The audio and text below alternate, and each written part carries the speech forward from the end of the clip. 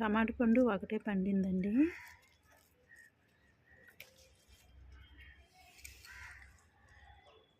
ఇంకా ఇవి ఎప్పుడు పండుతాయో తెలియదు.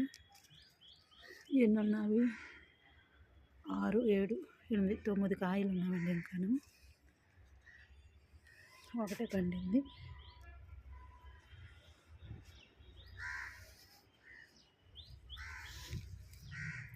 వంకాయలు 2 తీసుకుందాం.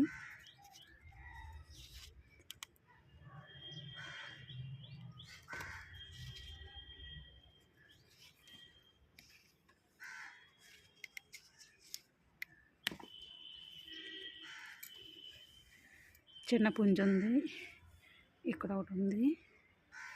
ఈ చట్నీ పోతుందండి. 2 పుంజులు ఉన్నవి చూసారా. 2 వంకాయలు, 1 టమాటా పండు వచ్చిందండి.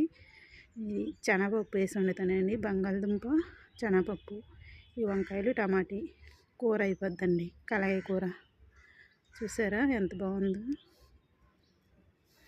ఏదైనా మన చేతితో వేసిన చెట్టు కాయ పువ్వు వస్తే చాలా సంతోషం కదండి.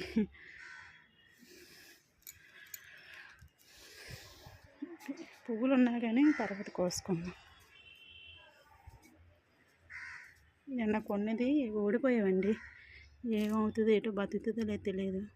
ఇది మాత్రం బాగానే ఉంది.